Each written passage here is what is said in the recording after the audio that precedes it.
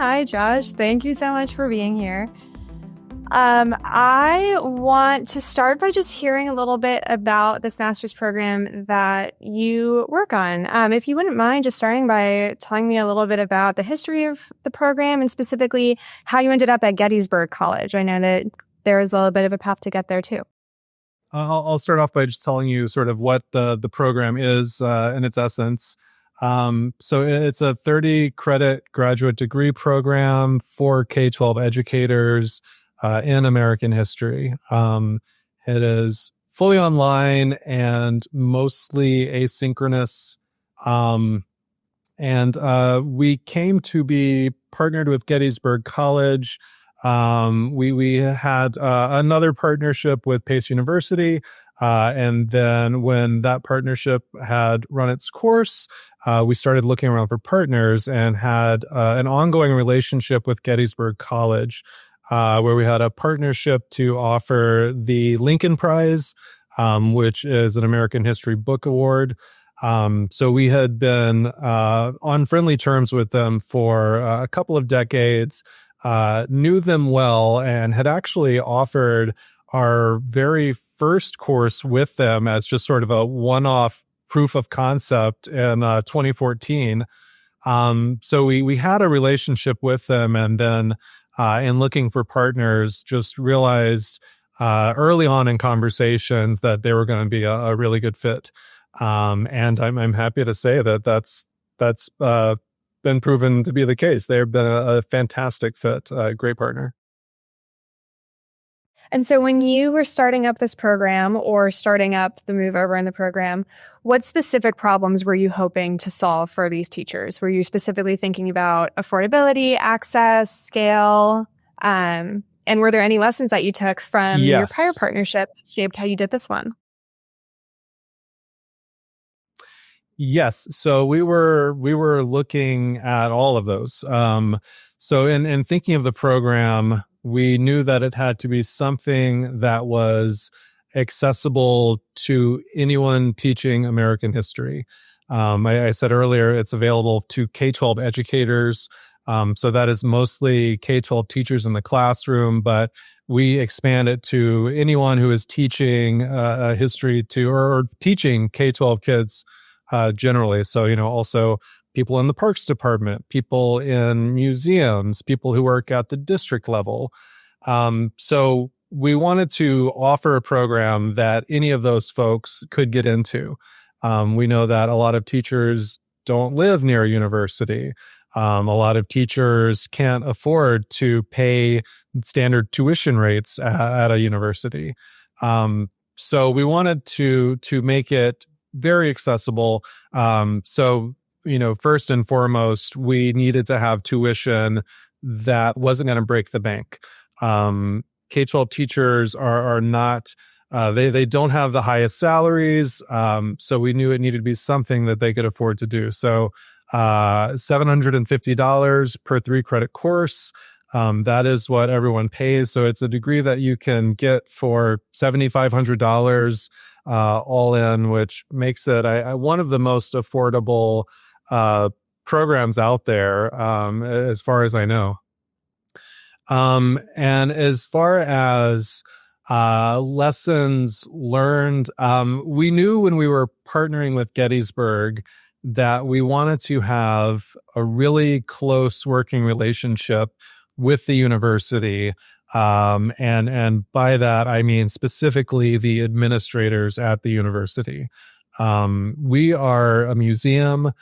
We have a ton of contacts in the history world, at universities across the nation. We offer a number of book prizes. So we were essentially a very large, sprawling history department, but needed a university to partner with to offer this program and to accredit it.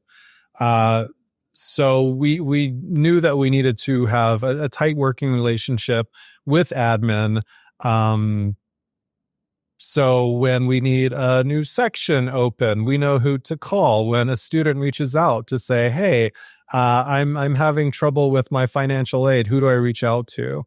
That we can connect them to all these people.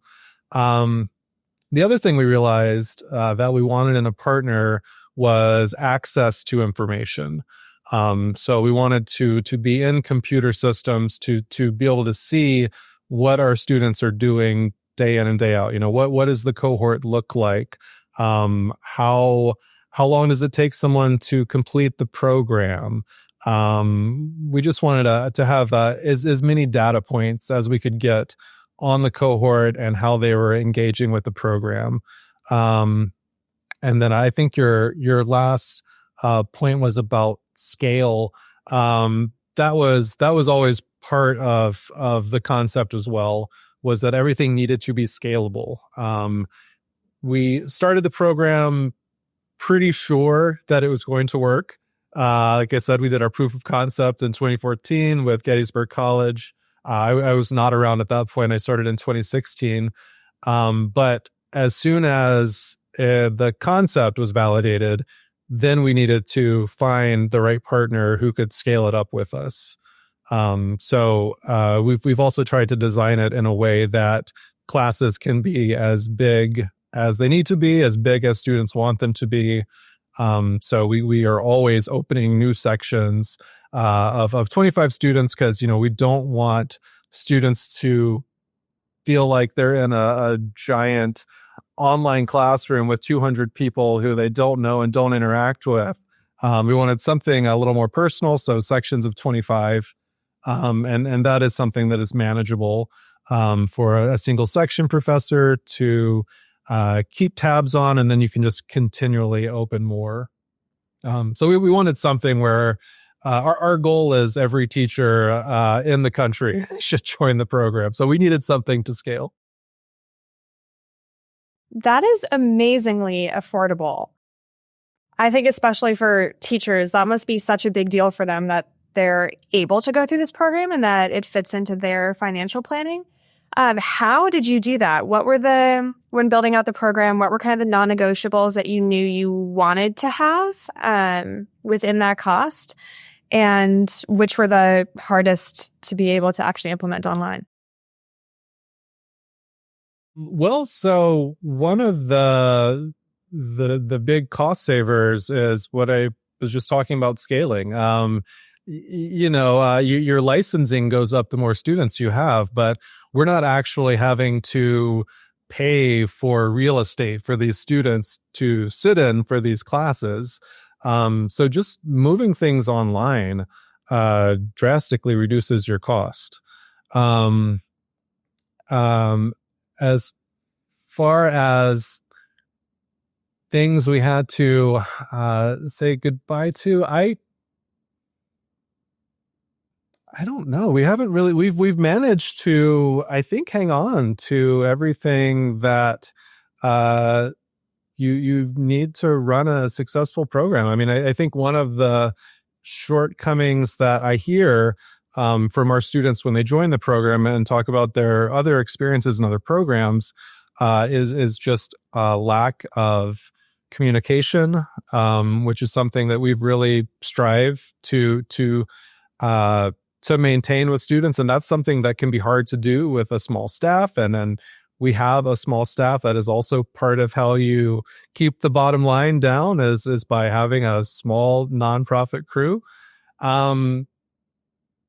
So I mean, really, I think part of how we're able to operate on such a small budget beyond not having to pay for real estate is, again, the relationship we've been able to build with Gettysburg, how closely we work with all the different departments that our students need to work with. So if a problem arises, it's not a matter of writing an email and then waiting for someone to hopefully respond to that email. And then there's a back and forth where you determine what the issue is. We can just hop on the phone and get in touch with someone and solve issues as they arise. So I think another part of it is just how small and nimble the team is. So there's not a lot of time wasted trying to get in touch with people. So tell me a little bit about your student experience. If I'm a student going through your program, what kinds of things am I doing and how you try to keep your students involved and engaged online. Got it. So one of the things that we did when we designed the program was we came up with a template design for our courses and then built every course around that template. So, you ask, well, I'm a student, what am I doing? You're doing the same thing as every other student in the program. And I'll explain what you're doing momentarily. But the reason we did that was because we wanted students to learn the semester, learn the rhythm of the semester. I started this class. I know that in 3 weeks, I need to have my research idea ready to go because I'm going to have to submit that to my section professor. I know that it's week 1. I have this primary source discussion board post that I have to make. We wanted everyone to know what they were getting into. And then the content is changing, which is, that's what they're there to learn. So that should be changing, but they don't have to relearn how to be in each class. So that was a very intentional design. So if you are a student in the program, you're going to complete a series of discussion boards with your fellow students. These are prompted by the section professor you're working with, and they'll interact on that discussion board with you. You'll complete a series of short papers based on course lectures and readings. You'll complete a scaffolded final paper. So a 15-page research paper or a project, but then it's broken down into smaller scaffolds to make it easier to get through, to make it where each grade is a little lower stakes. And then there's a series of Q&A sessions you would attend. These are with the course lead professor, so the individual who designs the course, who gives the lectures and creates the reading list. So you would have 5 opportunities to meet with that person on Zoom for a 90-minute conversation about lectures, about readings. Students bring up their research papers a lot. So the Q&A sessions are one way that we ensure that students are motivated to keep returning to the classroom, that they don't feel alone out there, wherever they are in the country, that they feel like they're a part of something. Yeah. And then we've slowly expanded the number of live sessions we have in this asynchronous program. So I usually describe it as mostly asynchronous. Those Q&A sessions are something that happens at a certain time, so you have to be there at that time. However, we know that some teachers are coaches, some teachers are running clubs, teachers have stuff to do at night. So we wanted make-up assignments for those too. So this is they're calling back to being accessible, not wanting to have anyone's lives prevent them from being part of the program. So we've slowly expanded the number of synchronous sessions we have, and we always, other than those Q&A sessions, which are mandatory, but there is the makeup assignment if you can't attend them, we've increased the number of optional sessions we have. So each of our section professors has a week 1 Zoom session where they get in the room with their cohort of 25 students, introduce themselves, the students introduce themselves, the teacher shares their expectations for the class and what the class can expect of them. So that starts things off on a good foot. Week 1 has passed and you have already seen another human being on the screen, but you have seen someone and interacted with them. You know they are a person. And then we've slowly added more to those. So we will have sessions that are tied to specific assignments. One thing that a lot of our section professors do is once you get feedback back for your first short paper, they'll hold a session to go over all of that feedback. Something that we try and do as often as possible is knock out as many people's problems at the same time as we can. This is, again, when you're working with a very small budget, you have to figure out how to automate things, how to do things in a group, just so you can do more at once. So those are the ways we've tried to maintain student attention, to keep students inspired to come back to the class virtually each week, is just by having lots of time for them to be online with someone else, someone who's going through the same thing day in, day out. So when you say things like being able to knock out multiple problems at once as a group, being able to have that touch point at the beginning of the semester, it sounds like there must have been some trial and error that went into that has allowed y'all to figure out such a smooth way of doing things. What are you trying to do next? Like, what experiments are you trying to run in the coming year or two? And what are you hoping is going to improve from them? So earlier you were asking, what did we want from our partner? And I said we wanted access to data. That's our big focus in the next year or two. We've gotten access to that data. Now we need to figure out what to do with it.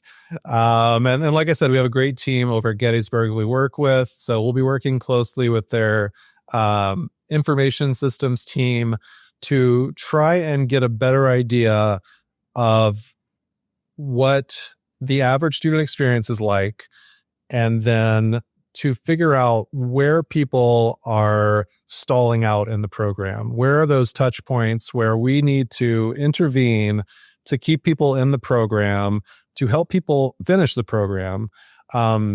Because it's not, when you sign up, you aren't signing up to complete it in 3 years. You're signing up and the timeline is 5 years, but we offer extensions.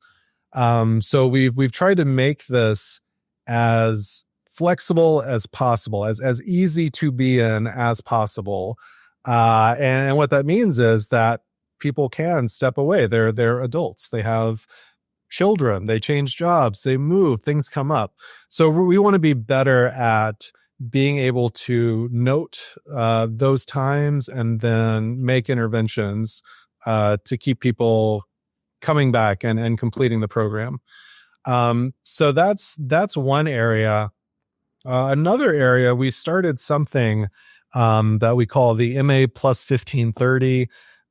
This is something where I'm not sure if you're familiar with K12 teacher pay scales, but a lot of them get a pay bump for having a master's degree, and then they get a pay bump for 15 credits over that, 30 credits over that. So we started our MA plus 1530 program so our graduates can continue taking courses indefinitely. So that will be a big focus, is just trying to ensure that people know that is out there for them. The longer the program is around, the more students arrive who are early in their careers. We would like this to be their master's program for history until they're done. So if that means they take 10 courses and finish the degree, that's great. But if they want to take 20 or 30 courses with us, so much the better. That's good for them professionally, and that's good for the program as well. So I'd say those are the two big things. Okay.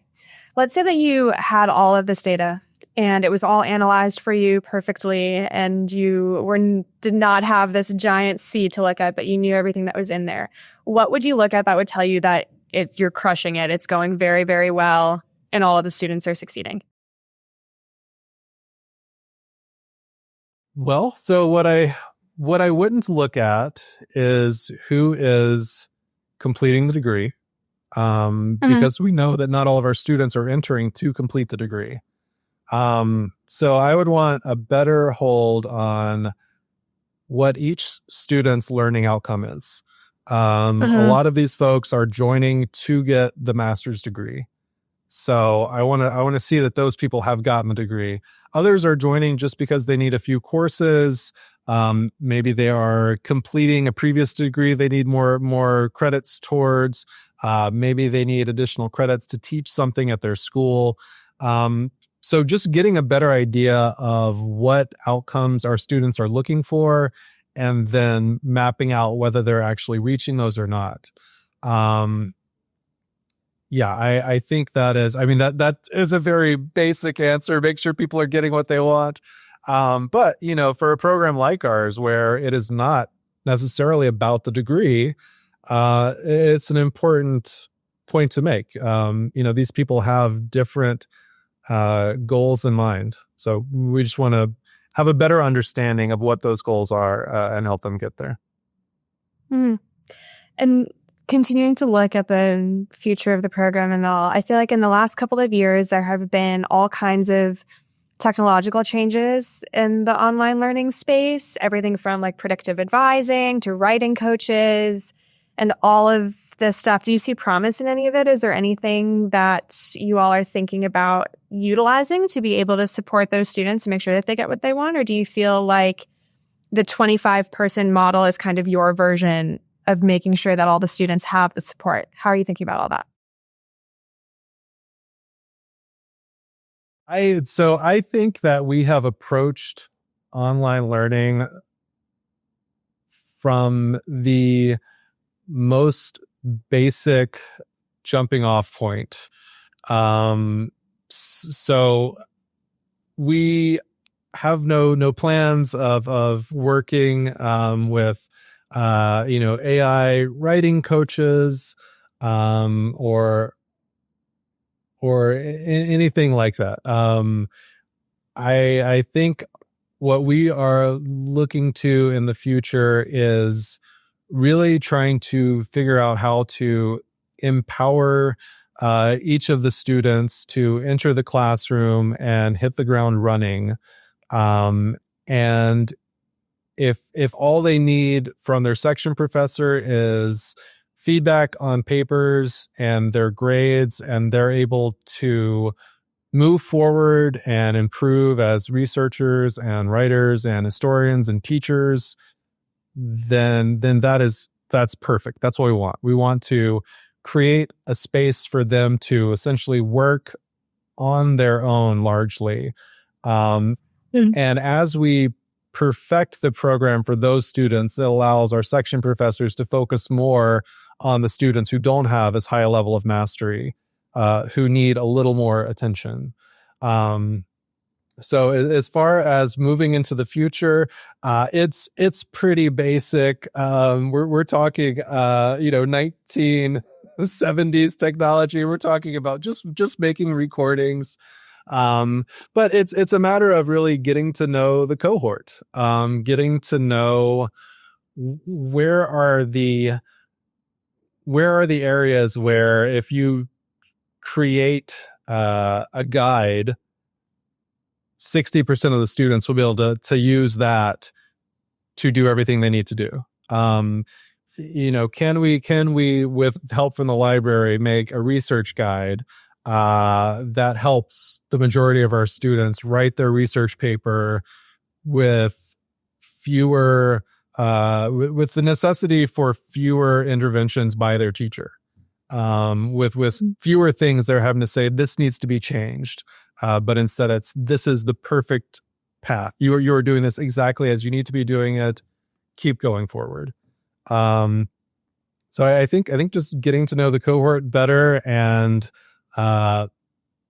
helping them succeed on their own. Yeah. That's one thing that you are just making me think of right now. I actually, I got an online master's in education while I was teaching. So this is all very familiar to me. And sometimes I was on the train at 5:30 in the morning writing a discussion post. And if I got stuck or if I needed help, it's 5:30 in the morning. Nobody else is awake unless you're a teacher going into school early in the morning.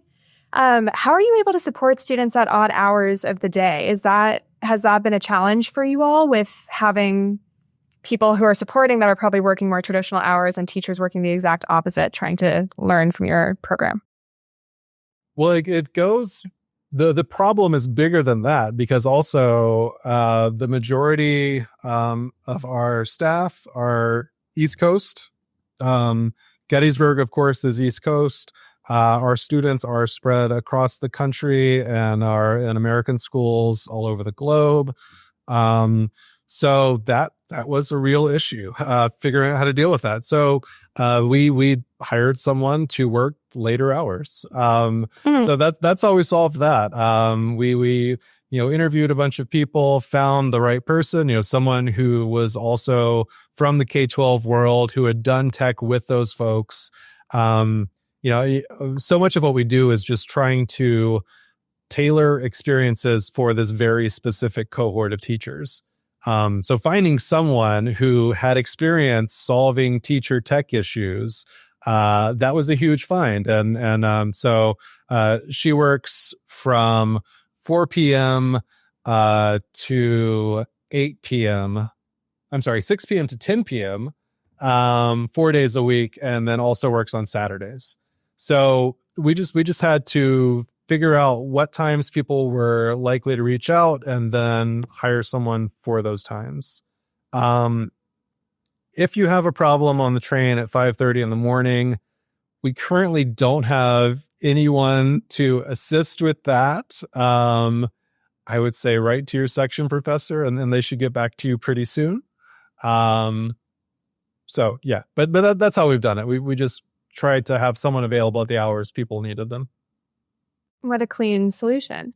Would you say most of the things that your learners are running into are more technical issues, not like content issues? Well, there are plenty of content issues. That's why they've joined the program, is to tackle those issues, to, learn more about American history and all of its complexities, learn how to write. So those are plentiful, and those are strictly in the hands of our section professors. Most of the problems we see are more of a tech nature, and they're very simple. Most of the problems teachers run into are getting locked out of their accounts, which it often involves getting on the phone with someone, having them reconnect you. So yeah, that's something we are still working on. We have put the language in as many places as possible. We have encouraged everyone to do 2-factor authentication. We do 6 open houses a year. That is now a big part of the open house, is sign up for multi-factor authentication. So yeah, that's the tech problems are not huge, but it's a large program. So if even a small number of students are experiencing tech problems, that can be a big lift. That makes a lot of sense. Well, I want to be mindful of time, but I have 2 quick questions for you just to close out with. One is, what is one thing that you hope that all of the learners carry with them after they leave the program and return to their classrooms? I hope they carry with them that history is something they can do.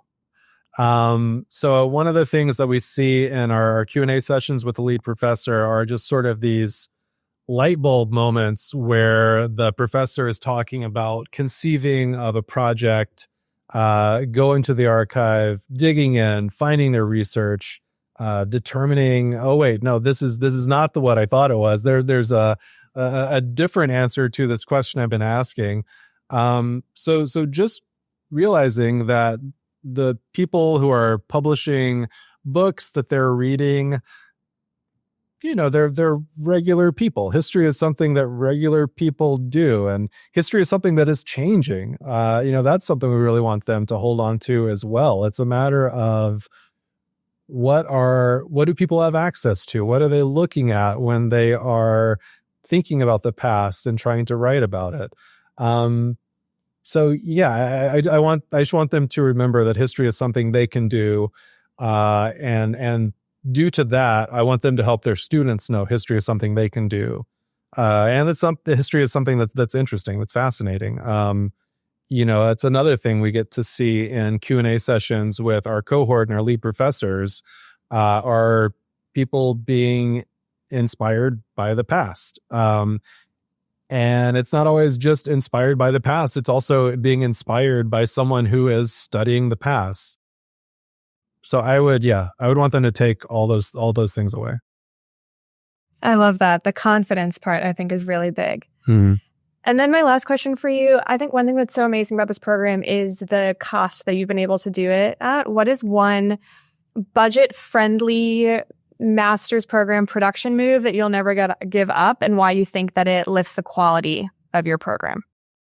So when I started, this program was live streamed, and we had to go to different professors' home universities to film them on live stream. I will never go back to that. So again, we're talking about very, very basic ideas. Recording the lectures to reuse. It does not get more basic than that, but that's something that we would never go back on. That really made it so much easier to run the program at the price point that we wanted to have it at. You hire a professor to create a course, and then you hire them to do Q&A sessions for that course. The next time around, you only have to hire them to do Q&A sessions for that course because you have the lectures already.